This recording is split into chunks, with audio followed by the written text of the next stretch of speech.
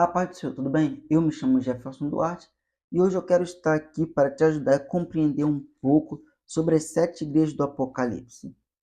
Já tivemos 6 aulas, essa é a última aula que fala sobre a igreja de Laodiceia. Então eu te convido a assistir as outras primeiras aulas para que você possa chegar no final e entender um pouco sobre cada e quem sabe você está ensinando outra pessoa também. Vamos lá?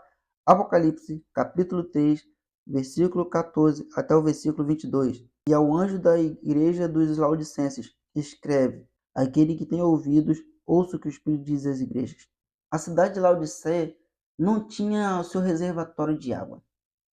E as águas vindo de outra cidade vinham por arquedutos, elas não chegavam frias e também não chegavam quentes, chegavam mornas.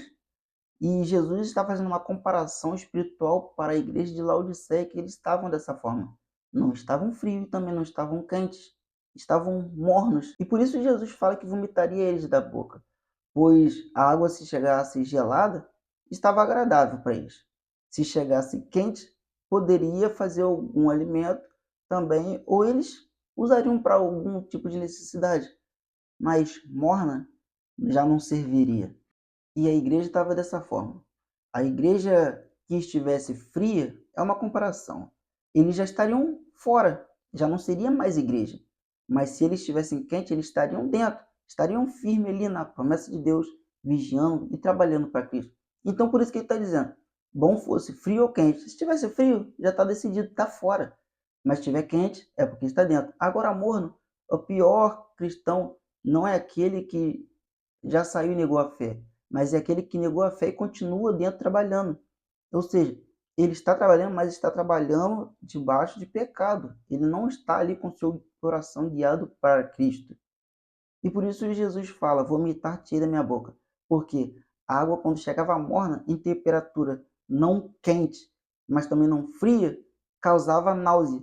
Ou seja, todos que sentem uma náusea estomacal, a vontade dele é vomitar. E Jesus usa essa figura para dizer que eles seriam vomitados. Ou seja, não estavam agradando mais Jesus, mas estavam carregando o nome de igreja. O povo dessa cidade foi um povo que eles tinham boas condições financeiras. Então eles diziam: não precisamos de nada, tanto na riqueza material, e até os cristãos acreditavam que já estavam num nível de espiritualidade muito alta. Então eles diziam: já temos riqueza, não precisamos mais de nada. Mas Jesus mostra ao contrário: eles estavam cegos, pobres e nus. Eles costuravam roupas para eles mesmos. Então eles acreditavam que tinham vestes boas. Eles também tinham bastante riqueza, como dinheiro, lojas, né, comércios. Então, estamos ricos. E eles tinham também na cidade uma escola de oftalmologia. Então, para quem tivesse com problema na vista, ia fazer o tratamento. Então, eles diziam: até os nossos olhos, se nós tivermos problema, nós conseguiremos resolver. Mas Jesus disse: até cego vocês estão também. E Jesus fala: olha, compre ouro refinado de mim, porque o ouro, né, sabemos que é riqueza. Então, se nós comprarmos ouro de Cristo, teremos riqueza com Cristo.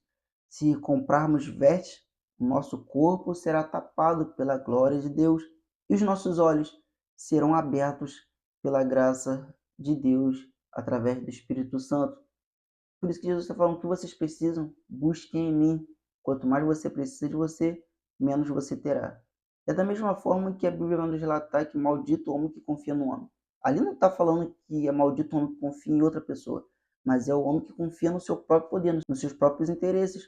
Por isso Jesus disse: bem-aventurado é o homem que confia no Senhor, cuja esperança é o Senhor, porque ele acredita que tudo que ele precisa vem de Cristo. Então Jesus manda esse povo se arrepender e ele ainda diz: eu repreendo e corrijo aquele que eu amo. Por quê? Por causa ele quer o nosso bem. Mesmo que essa igreja foi uma igreja que não estava dando tanto crédito para a palavra, Jesus ainda fez a promessa. E promessa maior de amor que essa, acho que não existe. Uma posição no reino de Deus. Uma igreja que estava em decadência, estava praticamente morta por completo. E Jesus ainda dá uma última palavra de promessa para eles, que eles receberiam posição na eternidade com Cristo. Agora imagina, você está ruim, você já está com a sua fé abaladíssima. E Jesus fala: olha só, se esforça mais um pouquinho, porque quando você vencer, você receberá um lugar junto comigo diante do Pai. Olha que glória!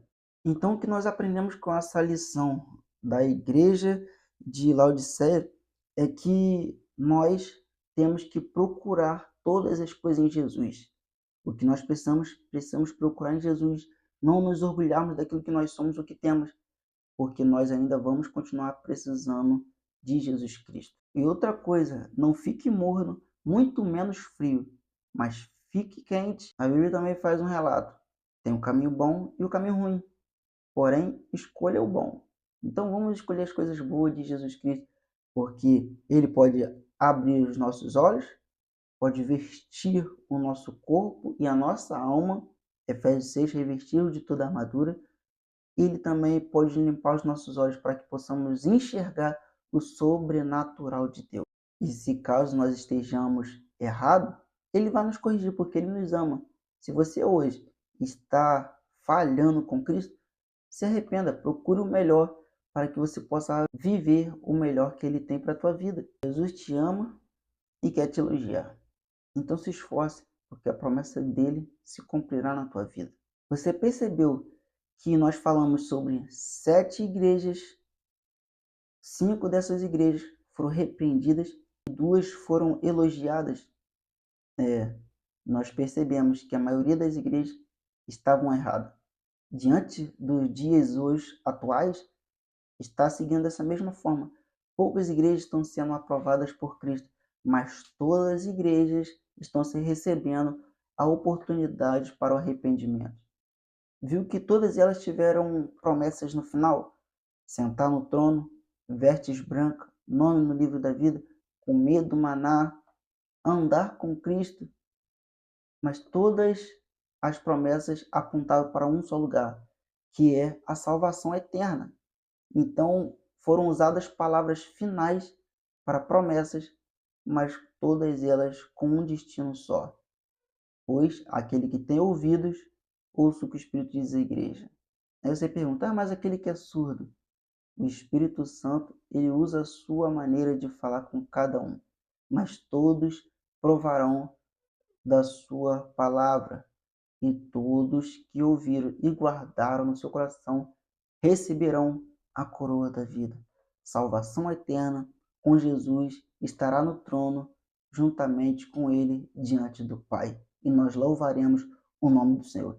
Se eu te ajudei com esse estudo, com a aplicação dessa matéria sobre 7 igrejas do Apocalipse, deixe o seu like, compartilhe para que possamos alcançar o maior número de pessoas e que Deus te abençoe.